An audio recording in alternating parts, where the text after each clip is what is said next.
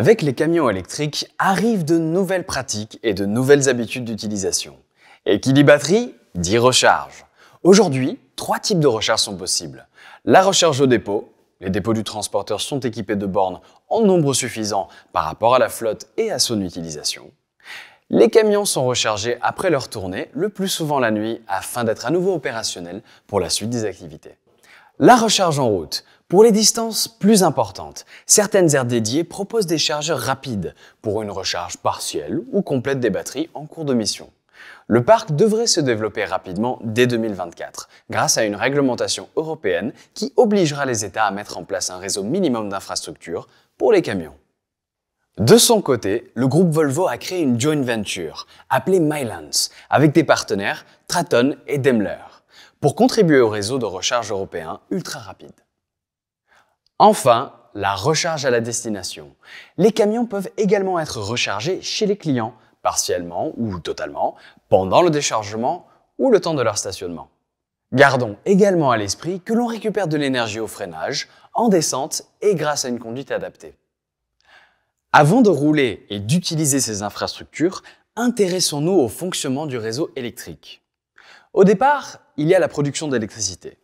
Rappelons à ce sujet que les États européens travaillent à des plans de développement de production bas carbone, notamment avec l'utilisation croissante des énergies renouvelables comme le solaire et l'éolien. L'électricité transite dans un premier temps par un réseau de transport constitué de lignes à haute tension. Elle arrive au niveau du réseau de distribution pour être transformée en tension moyenne, 20 000 volts, puis en basse tension, 400 et 230 volts. Enfin, elle est distribuée dans les entreprises ou chez les particuliers par l'intermédiaire d'un point de connexion au réseau électrique. Le point qui nous intéresse précisément ici, c'est lorsque les électrons arrivent au dépôt. Le courant est alors un courant alternatif et il doit être transformé en courant continu pour que les batteries fonctionnent.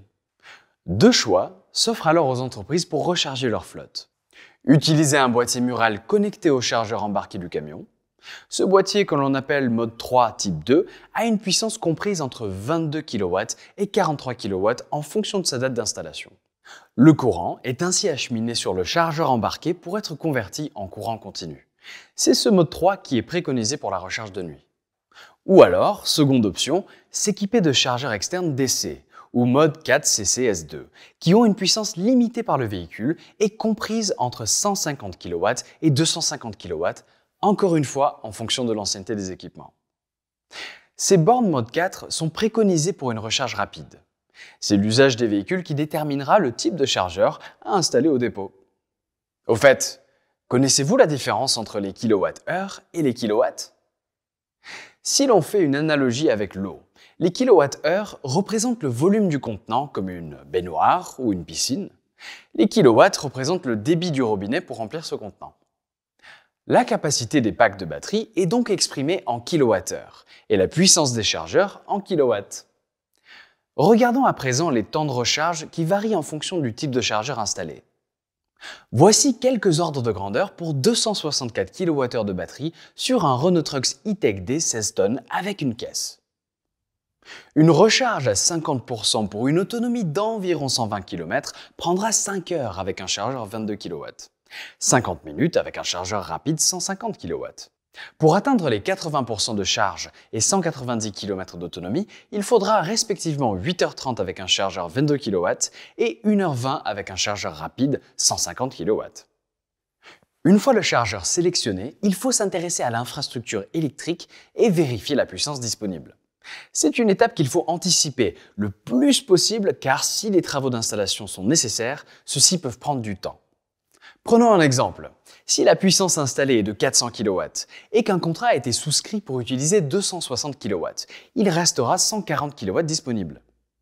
À partir de là, deux cas de figure peuvent se présenter. Si les camions ne font qu'une seule tournée par jour, la recharge pendant la nuit avec un chargeur 22 kW sera suffisante.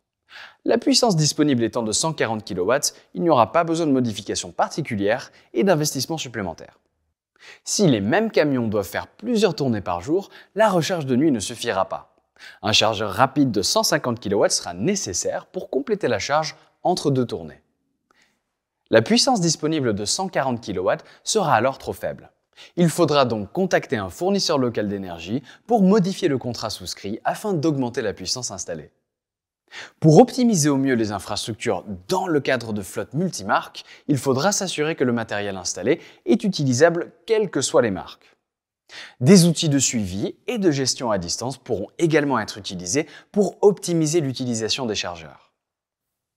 En conclusion, les véhicules électriques apportent un changement majeur, la gestion de la recharge. Elle s'apparente à ce que l'on connaît aujourd'hui avec les téléphones portables. Il existe des chargeurs lents et des chargeurs rapides. Le choix se fera en fonction de l'utilisation des camions et du temps qui peut être consacré à la recharge.